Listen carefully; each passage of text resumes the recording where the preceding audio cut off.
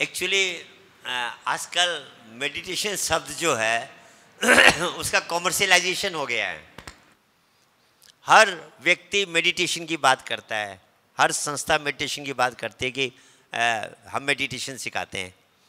Actually मैं दो शब्द अलग अलग मानता हूँ, मेडिटेशन और कंसंट्रेशन दोनों सेम नहीं है। जिसको हम मेडिटेशन कहते हैं वो जनरली कंसंट्रेशन प्रैक्टिस होती है। अब कंसंट्रेशन क्या है, मेडिटेशन क्या है, मैं इसको ज़रा क्लैरिफाई करने की कोशिश करूँगा। अध्यात्म कहता है, साइंस भी इस बात को मानती है, दो चीज़ें होती है, फिजिकल और मेटाफिजिकल। जो ब्रेन के अंतर्गत जो कुछ आ जाए उसको हम फिजिकल कहते हैं, और जिसको साइंस ब्रेन ग्रास्प नहीं कर पाता है उसको हम मेटाफिजिकल कहते हैं। उसको सिंपल भाषा में हमारे शास्त्रों में कहा परा और अपरा। परा मीन्स मेटाफिजिकल, अपरा मीन्स फिजिकल। मन को अगर हमने अपरा में जोड़ा है, मन को अगर हमने अपरा में जोड़ा है तो that is only concentration practice, वह मेडिटेशन नहीं है। मन को अगर आपने परा में जोड़ा है तो वह कंसंट्रेशन प्रैक्टिस है। मैंने एक बार एग्जांपल भी दिया था, एक संस्था के व्यक्ति मेरे पास आए थे, काफ़ी लर्नेड थे, उसमें पीएचडी कर रहे थे, उसमें वो जो उनके यहाँ मेडिटेशन सिखाते हैं उस पर बड़े बड़े लेक्चर्स देते हैं, काठमांडू की बात है। मुझे कहने लगे हमारे मेडिटेशन में आप जिस मेडिटेशन की बात कर रहे हो क्या अंतर है।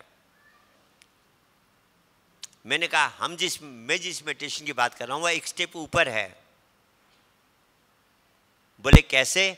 मैंने कहा आप फिजिकल मेडिटेशन सिखा रहे हो, हम मेटाफिजिकल मेडिटेशन सिखा रहे हैं।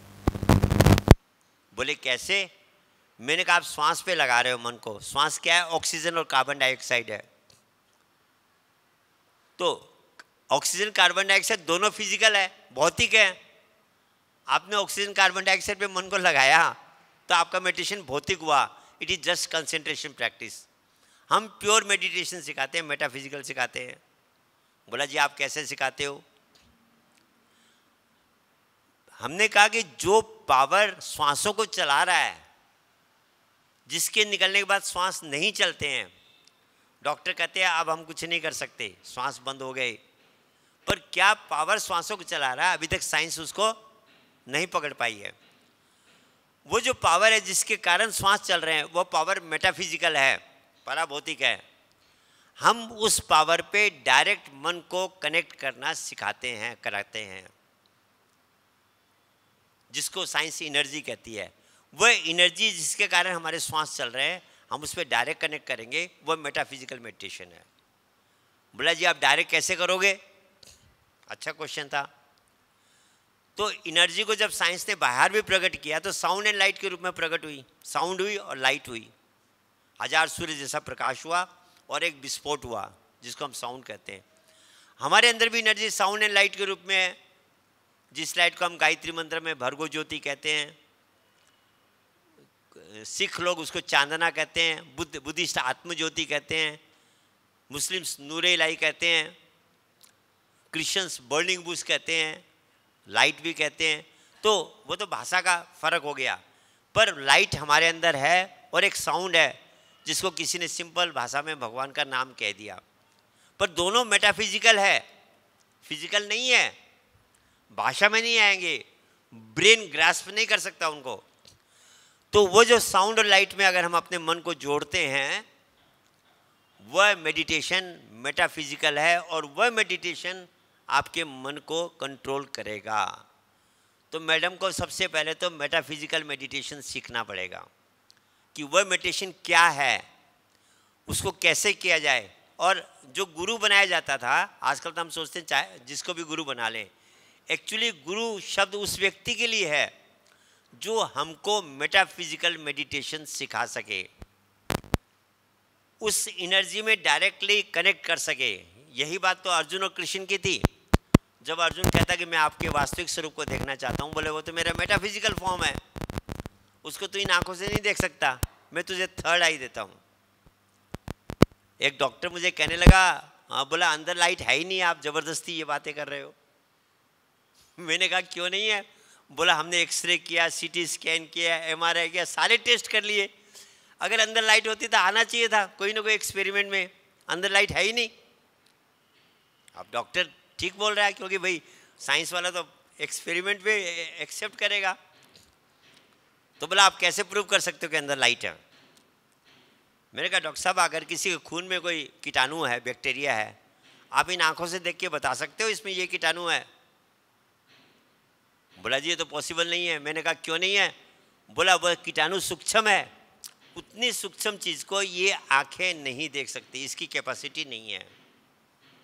मैंने कहा आप क्या करते हो? बोला माइक्रोस्कोप के नीचे ले जाते हैं और माइक्रोस्कोप के द्वारा देख लेते हैं कि इसमें क्या कौन सा कीटाणु है। मैंने कहा आपके माइक्रोस्कोप की लिमिट क्या है, कितना सूक्ष्म देख सकता है? बोला हमने एटॉमिक माइक्रोस्कोप बना लिया है जिससे हम एटम को भी देख सकते हैं कि एटम के अंदर इलेक्ट्रॉन है, प्रोटॉन है, बहुत सी चीज़ें जो हम देख पा रहे हैं अभी।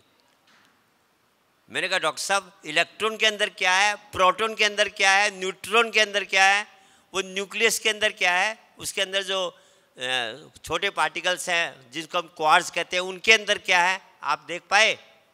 बोला उतना पावरफुल माइक्रोस्कोप तो हमारी साइंस अभी तक डेवलप नहीं कर पाई है। मैंने कहा आपकी साइंस ये भी कहती है जो चीज़ जितनी पावरफुल है उतनी ही सूक्ष्म है। पहले मानते थे बड़ी चीज़ में ज़्यादा पावर होता है, अब साइंस ने प्रूव कर लिया जो चीज़ जितनी छोटी उतनी ज़्यादा पावरफुल है।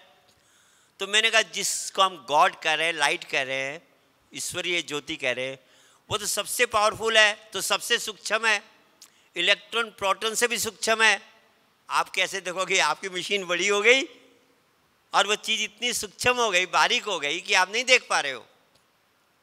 बोला ठीक है मान गए आपकी बात, फिर आप लोग कैसे दिखाते हो, आप कैसे देखते हो? हमने कहा हमारे अंदर एक स्पेशल डिवाइन माइक्रोस्कोप है, भगवान ने फिट कर रखा है, सबके अंदर है।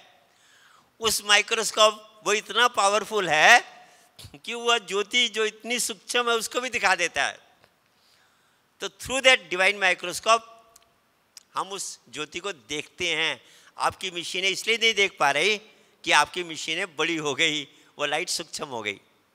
बोला ठीक है चलो मैंने ये भी बात मान ली, अपने आप देख लेंगे, फिर गुरु क्यों चाहिए? जब मेरे अंदर माइक्रोस्कोप है, मेरे अंदर लाइट है, मैं अपने आप देख लूँगा। Why we need a spiritual teacher. उसके डॉक्टर के कमरे में उसमें चैम्बर में माइक्रोस्कोप पड़ा था लैब में। आपने देखा होगा उसमें 2 लेंस होते हैं नीचे ऊपर, मैंने ऐसे घुमा दिए। मैंने कहा डॉक्टर साहब नीचे कुछ दिखाई पड़ता है? बोला नहीं दिखाई पड़ता। क्यों? बोला जब तक दोनों लेंस एक लाइन में नहीं होंगे, एडजस्ट नहीं होंगे, तब तक नीचे दिखाई नहीं पड़ेगा। मैंने कहा अंदर की डिवाइन माइक्रोस्कोप के भी लेंस मिले हुए नहीं है, उसका मिलाने वाला इंजीनियर गुरु है, वो जब मिला देता है तो हमको लाइट दिखाई देती है, इसलिए गुरु की आवश्यकता है।